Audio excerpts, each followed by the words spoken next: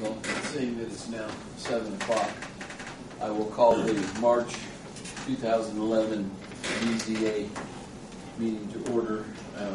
The minutes were emailed to everybody. Was there any corrections that needed to be made? Everyone knows. If not, I'll entertain a motion that we approve the minutes as emailed.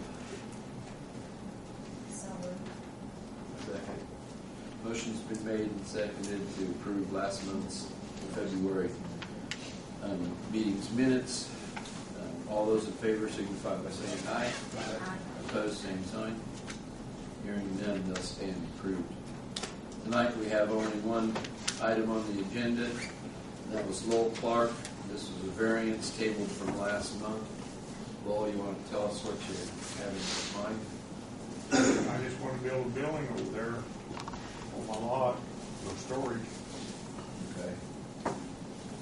Over by where the building is now, is that where? I wasn't exactly sure. Is it going to be where? Well, it's off the road about almost 90 feet from the West Street there. Okay. I didn't know where I was supposed to measure the road, but I measured where I thought it would be, about 90 some feet from the road back. But it ain't close to the other building either. Okay. So we got setback between your other building and that. Kathy, did we get the issues straightened out with the courthouse? Yes, we did. Finally, thank goodness. Andy Sholey reviewed. I'm trying to find the right aerial here. He reviewed it, and after his findings, there is a gap on the south side of Lowell's property. And what it is, it's where the corner section stone is set on West Street. It's exactly a 20-foot gap, so he doesn't know if it was the corner section that's off by 20 feet when it was set. When they went to, a few years ago, they set them so they could fly new aerial maps of the county. And he doesn't know if it got set off by 20 feet by mistake somehow, or if that gap has always existed. The only way to find out is if someone down the road does a survey, find out what exactly happened. It's the only way to find out. And that's where everything kind of got off on the aerial. However, it was the courthouse mistake for putting it on their website wrong. Who did it? No one knows. No. It was a mistake. It was overlooked, and unfortunately on his legal description it stated as such too, the whole north end, so they hope they got everything corrected. But that alley is open from West Street all the way to, I believe, First Street to Maple. Okay, so the alley is open from west to Maple. And this building will be set back from all of those. True. I don't have no picture. I said on the aerial, or if you look past the property, he's got a portable canopy. Right. And he wants to build it behind that portable canopy, in between the portable canopy and the existing apartment garage. Okay, so it'll be in this area here. Right, it'll be 3 feet off of the north property line and 3 feet off the south property line. That's what variance is for. Right, and plus the size. And how big is it? It would be approximately 24 by 60. Right. Okay. Yeah, first thing you want to see that.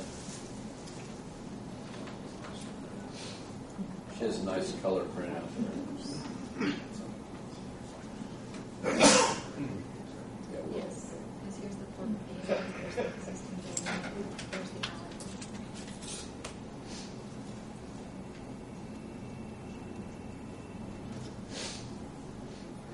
What's your plans with doing with the building? Lowell? Anything in? I want to do storage. Okay. You know, I got right now, I got a carport out front, and I was going to get rid of that after I get the weather where I can put stuff inside. Put the tractor inside? Pardon? Put your tractor inside? Yeah, I've sat out ever since I bought it. I know.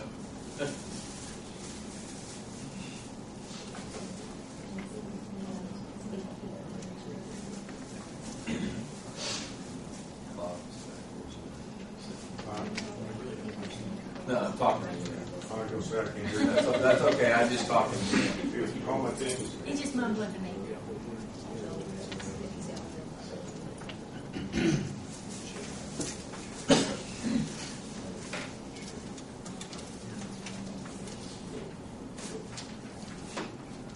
Anyone from the board have a question for Lowell about the building? Do you understand what we're granting the variance for? It's for lot size, the setbacks, and the size of the building. Anyone else have a question? Well, anyone in the audience have a question for Mr. Clark? We got our State notice. your name, please. My name is Larry Abel, Okay. and I'm a neighbor. And we had got the notice of the meeting tonight. And I just want to, when we got the notice, it's kind of unclear exactly what they were going to do. I knew about the building, but I thought maybe they were going to close the alley down, and I just wanted to make sure that. No, the alleys, that was just discussed. The alley's open from West Street through to Macon. Okay, I mean, it kind of really doesn't exist. I live over in that area too. I live on Sheridan Street. And, you know, a lot of our alleys through there they're there, but they kind of, you use them, you're taking your own, and use at your own risk, more or less. They're not exactly well maintained. So. I think the confusion was in the very beginning when Mr. Clark went to the courthouse to obtain the information that we request. He received an aerial photo, and plus his legal description had the alley closed. And that's where all the confusion came in. And then there was an extra document that it referred to, and that document spells it out, you know, indefinite, that the alley is closed from a certain portion, you know, to of his property to the entire west end. So it goes from the middle all the way to the far west end property line. However, the courthouse, when they made their documentation on their aerial photo, had the entire thing closed. And that's where the confusion was, and how they put it on his legal description or his warranty deed was also incorrect. So that's where all the confusion came about. And Andy Sholey, the county surveyor, investigated it and found out where the problem is at, and it has since been resolved. Okay, great. So the alley is open, that portion of the alley is open. It will not be closed unless all of you property owners petition for it to be closed. Okay. That's the only way it can be closed. Anyone else in the audience? Scott? Thank you, guys. I just have a couple of concerns with this. One is any type of encroachment on that alley, because we do have some residences back up in there that we have to get fire trucks, ambulances, police cars, and so on back into. And my only other concern is, and I applaud him for wanting to build the garage, and I'm hoping that he will put a lot of his stuff in that garage, but my only concern is, and I don't know if we can do it or not, if we can put some conditions on him, because Kathy and I have spent a lot of hours trying to get him to comply with the amount of stuff that he has in his yard, around his facility, and so on. And in most cases, it went on deaf ears until finally we kept trying and kept trying and kept trying. And then the stuff cleans up for a little while, and then it gets back to the same way it was. And, again, that's my only concern, is that now he's in a situation where he's needing something from us, and if we can put some type of condition on him that, and again, I don't know what it is, because once he builds the building, it's pretty much going to be there. But I just want to make sure you guys are aware that we've spent a lot of time trying to deal with him on keeping his stuff in an orderly fashion, and in most cases, a lot of times it went on deaf ears. So.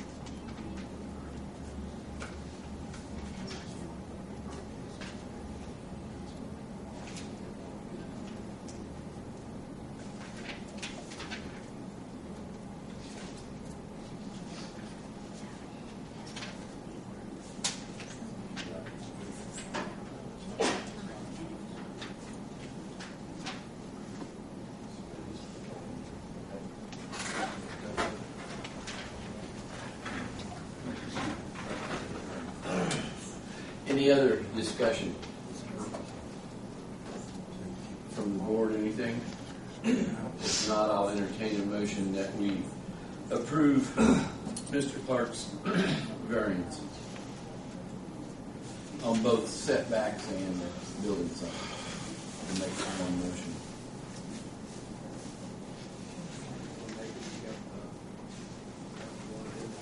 Well, I don't mind making the motion that for your building to be built, but your personal, it has to be stipulated in our records that you can never have personal property that overflows into the right-of-way of the emergency vehicles that need to access that alley at any given time.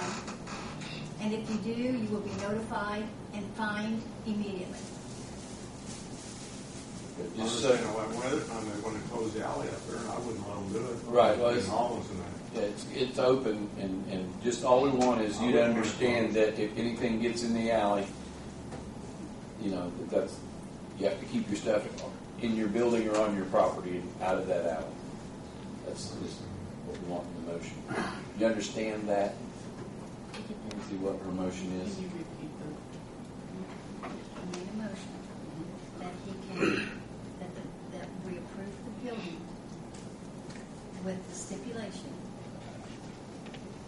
that his personal property, Mr. Clark's personal property, can never overflow into the right-of-way.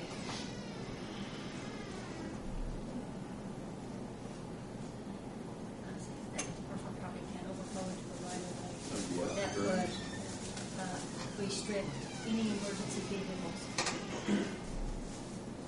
from accessing that alley from West Street, from where it's open to where it's closed. From the west. Can I clarify that a little bit? You're approving Yeah. the variance request. Yeah, Right. can we With say those you're restrictions. With approving those those restrictions, yes, variance? we're approving it with those restrictions. The variance. Yeah, just for the setback Okay, and she's the. got that one. Okay. Okay. All right, so we got the motion for clear. You want to read that, you make sure. You want to, you're okay? All right, Nancy, would you call the roll, please? I need a second, I'm sorry, I need a second. I also have a second. Got ahead of myself.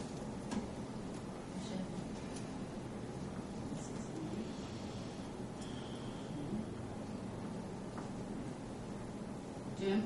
Yes. Steve? Yes. Janet? Yes. Roy? Yes? Lynn? Yes. There you go, sir, you're all set. You understand what we Yeah, granted just- you? Yeah, so you got what I you. mean, here's two neighbors up there, you can ask them, I never blocked the alley.